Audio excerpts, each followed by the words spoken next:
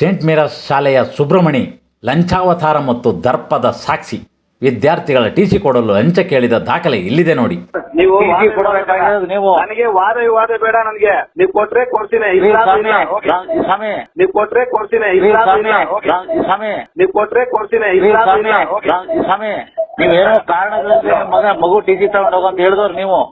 ಹೌದು, ಲೆಟರ್ ಕೊಟ್ಟಿದ್ದಾರೆ sir. TC ready ಇದೆ, ಅಮೌಂಟ್ ಪೇ ಮಾಡ್ಬಿಟ್ಟು ತಗೋಬೇಕು ಸರ್. ಅಮೌಂಟ್ ಪೇ ಮಾಡಕ್ ಆಗಲ್ವಲ್ಲ? ಅದೇನು ರಿಸಿಪ್ಟ್ ಏನಾದ್ರು ಕೊಡ್ತೀರಾ ನೀವು? ಏನ್ ಸರ್? ರಿಸಿಪ್ಟ್ ಏನಾದ್ರು ಕೊಡ್ತೀರಾ ಪೇ ಮಾಡಿದಕ್ಕೆ? ಸರ್ ಇಲ್ಲ, ಟಿಸಿ ಚಾರ್ಜಸ್ ಅದೇ ಎಲ್ಲ ಕಡೆ ತಗೋತಾರೆ. ಅದೇ ಸರ್ ನಮ್ಮ ಸ್ಕೂಲಲ್ಲಿ ಮಕ್ಕಳ ಪೋಷಕರ ಹಣವನ್ನು ಕಿತ್ತು ತಿನ್ನೋದಕ್ಕೆ ಸಂಸ್ಥೆ ನಡೆಸ್ತಾ ಇದ್ದಾರ. ನಿಜವಾಗಿ ಈ ಸಂಸ್ಥೆಯ ಮುಖ್ಯಸ್ಥರು ಯಾರು ಗಮನಿಸಬೇಕು. ಇಂತಹ ನೀಚ ವ್ಯಕ್ತಿಯನ್ನು ಕತ್ತಿಡಿದು ಆಚೆ ತಳ್ಳಬೇಕು. ಕೆಲ ಮಕ್ಕಳುಗಳೊಂದಿಗೆ ಕೆಟ್ಟದಾಗಿ ವರ್ತಿಸ್ತಾನೆ ಅನ್ನೋದು ಕೂಡ ನಮ್ಮ ಗಮನಕ್ಕಿದೆ. ಅಲ್ಲಿ ಕೆಲಸ ಮಾಡುವಂಥ ಟೀಚರ್ಗಳ ಜೊತೆಗೆ ಕಾಮದ ಕಣ್ಣಿಂದ ನೋಡ್ತಾನೆ ಅನ್ನೋದು ಕೂಡ ನಮ್ಮ ಗಮನಕ್ಕಿದೆ. ದಾಖಲೆಗಳಿದ್ದಾವೆ. ಮಕ್ಕಳ ಪೋಷಕರ ಗಮನಕ್ಕಾಗಲಿ, ಮೂಡಲಪಾಳ್ಯದ ಸರೌಂಡಿಂಗ್ನಲ್ಲಿರುವಂಥ ಪೋಷಕರಿಗೆ ಹೇಳ್ತೀವಿ, ದಯವಿಟ್ಟು ಸೇಂಟ್ ಮೇರಾಸ್ ಶಾಲೆಯಲ್ಲಿ ಓದೋ ಮಕ್ಕಳು ಸೇಫ್ಟಿ ಇಲ್ಲ, ಯಾವುದೇ ಕಾರಣಕ್ಕೂ ಸೇಫ್ಟಿ ಇಲ್ಲ, ಹುಷಾರಾಗಿರಿ. ಅವನು ಸರಿಯಾದ ವ್ಯಕ್ತಿ ಅಲ್ಲ. ಈ ಹಿಂದೆ ಕೂಡ ಎಲ್ಲೆಲ್ಲಿ ಪಿ ಟಿ ಮೇಸ್ಟ್ರಾಗಿ ಕೆಲಸ ಮಾಡಿದ್ದಾನೆ, ಏನು ಮಾಡಿದ್ದಾನೆ, ಎಲ್ಲಿ ಉಗಿದು ಹಟ್ಟಿದ್ದಾರೆ, ಎಲ್ಲವೂ ನಮಗೆ ಮಾಹಿತಿ ಇದೆ. ಸ್ನೇಹಿತರೆ ನಮಸ್ಕಾರ. ಇತ್ತೀಚೆಗೆ ನಾವು ರಾಜಧಾನಿ ಬೆಂಗಳೂರಿನ ಮೂಡಲಪಾಳ್ಯದಲ್ಲಿ ಸೇಂಟ್ ಮೇರಾಸ್ ಇಂಟರ್ನ್ಯಾಷನಲ್ ಸ್ಕೂಲ್, ನಿಜ ಹೇಳಬೇಕಂದ್ರೆ ಇಂಟರ್ನ್ಯಾಷನಲ್ ಸ್ಕೂಲ್ ಅನ್ನೋದಕ್ಕೆ ನಾಲಾಯಕ್ ಶಾಲೆ ಕೋಳಿಗೂಡಿದ್ದಾಗಿದೆ. ಒಳಗಡೆ ಬೆಳಕಾಡೋದಿಲ್ಲ. ಸಾರ್ವಜನಿಕ ಶೌಚಾಲಯದಲ್ಲಿ ಇರುವಂಥ ಶೌಚಾಲಯದ ಸ್ಥಿತಿ ಸೇಂಟ್ ಮೇರಾಸ್ ಸ್ಕೂಲಲ್ಲಿದೆ. ಮಕ್ಕಳಿಗೆ ಆಡೋಕ್ಕೆ ಒಂದು ವ್ಯವಸ್ಥಿತವಾದ ಗ್ರೌಂಡ್ ಇಲ್ಲ.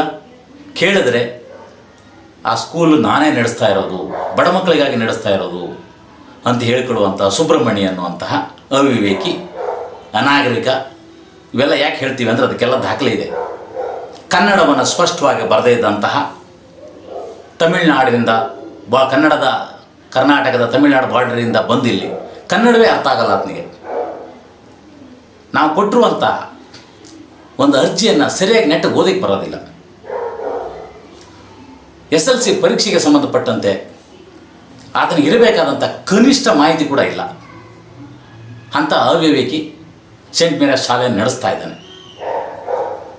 ಪ್ರತಿಯೊಬ್ಬರಿಗೆ ಕೇಳಿದ್ರೆ ಈ ಸ್ಕೂಲ್ ನಾನೇ ನಡೆಸ್ತಾ ಇರೋದು, ಬಡ ಮಕ್ಕಳಿಗಾಗಿ ನಡೆಸ್ತಾ ಇರೋದು ಅಂತ ಹೇಳ್ತಾನೆ ವ್ಯಕ್ತಿ. ಶುದ್ಧ ಸುಳ್ಳು. ಆತ ನಡೆಸ್ತಾ ಇರೋಂಥ ಶಾಲೆಯ ದುಸ್ಥಿತಿ ಇದೆಯಲ್ಲ, ಸರ್ಕಾರಿ ಶಾಲೆಗಳಿಗಿಂತ ಕೆಟ್ಟದಾಗಿದೆ. ಇದನ್ನು ಸ್ಪಷ್ಟವಾಗಿ ಹೇಳಬಲ್ಲೆ. ಇತ್ತೀಚೆಗೆ ಕೂಡ ಅವರ ಟಿಸಿ ಕೊಡೋ ವಿಚಾರವಾಗಿ ನೇರವಾಗಿ ಹೋಗಿದ್ವಿ. ಸಂಸ್ಕಾರ ಸಂಸ್ಕೃತಿ ಗೊತ್ತಿಲ್ಲದೆ ಟಿಸಿಯನ್ನು ಕೇಳಿದಾಗ ಹೊರಗಡೆ ನಿಲ್ಲಿಸಿ ಮಾತಾಡಿ ಗಲಾಟೆ ಮಾಡಿ ನಮ್ಮ ಕ್ಯಾಮ್ರಾಗಳನ್ನು ಕಿತ್ಕೊಳ್ಳೋಕ್ಕೆ ಪ್ರಯತ್ನಪಟ್ಟು ಕಿತ್ಕೊಂಡು ವಾಪಸ್ ನಮಗೆ ಇದು ಮಾಡಿಕೊಂಡು ಬಾಗಿಲು ಹಾಕ್ಕೊಂಡು ಒಳಗಡೆಯಿಂದ ಸಂದಿನಿಂದ ಟಿಸಿ ಕೊಡುವಂಥದ್ದು. ಆ ವಿಚಾರವಾಗಿ ಆತನ ದೊಡ್ಡ ಸಾಚ ತಾನು ಹರಿಶ್ಚಂದ್ರ ತುಂಡು ಎನ್ನುವ ಹಾಗೆ ಬೇರೆ ಒಂದು ಯೂಟ್ಯೂಬ್ ಚಾನಲಲ್ಲಿ ಸಂದರ್ಶನ ಮಾಡಿಸಿ ಕೆಲವು ವಿಚಾರಗಳನ್ನ ಹೇಳಿಸಿ ಮಾಡಿರುವಂಥದ್ದು ನಮ್ಮ ಗಮನಕ್ಕೆ ಬಂತು. ಟಿಸಿ ವಿಚಾರದಲ್ಲಿ ಎಲ್ಲರೂ ತೊಗೊಳ್ತಾರೆ, ನಾವು ತೊಗೊಳ್ತೀವಿ. ಇಲ್ಲ ಅಂದರೆ ಕೇಳಿದ್ರೆ ಕೊಟ್ಬಿಡ್ತೀವಿ ಅಂತ. ಕೇಳಿದ್ರೆ ಕೊಡೋದಿಲ್ಲ ಅನ್ನೋದಕ್ಕೆ ಉದಾಹರಣೆ ನಮ್ಮ ಹತ್ರ ಇದೆ.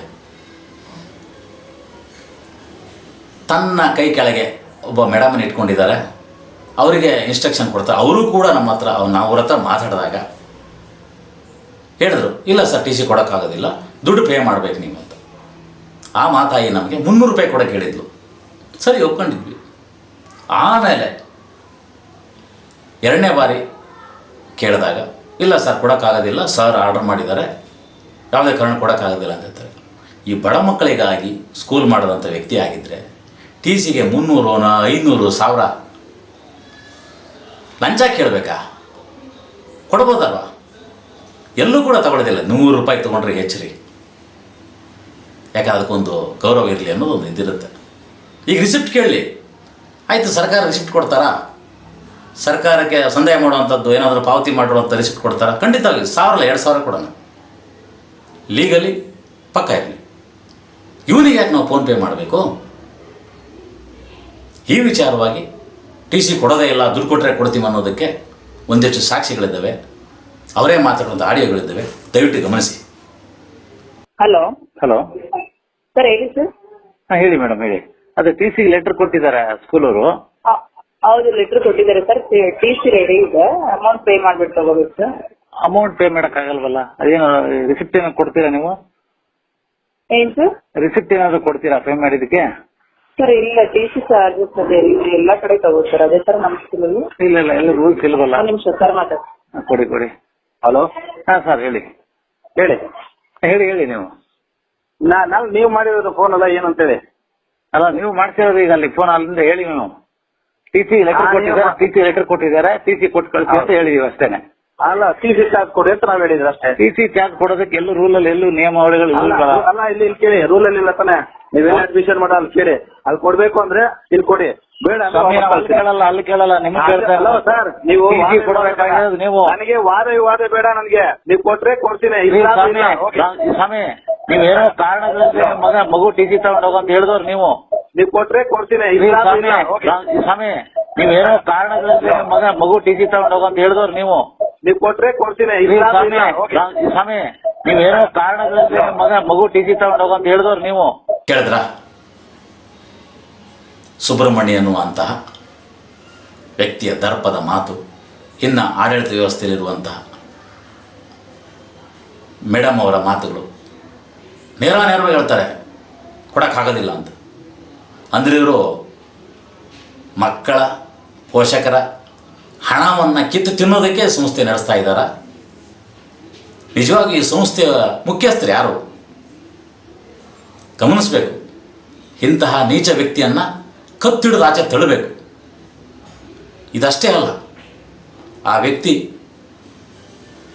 ಕೆಲ ಮಕ್ಕಳುಗಳೊಂದಿಗೆ ಕೆಟ್ಟದಾಗಿ ವರ್ತಿಸ್ತಾನೆ ಅನ್ನೋದು ಕೂಡ ನಮ್ಮ ಗಮನಕ್ಕಿದೆ.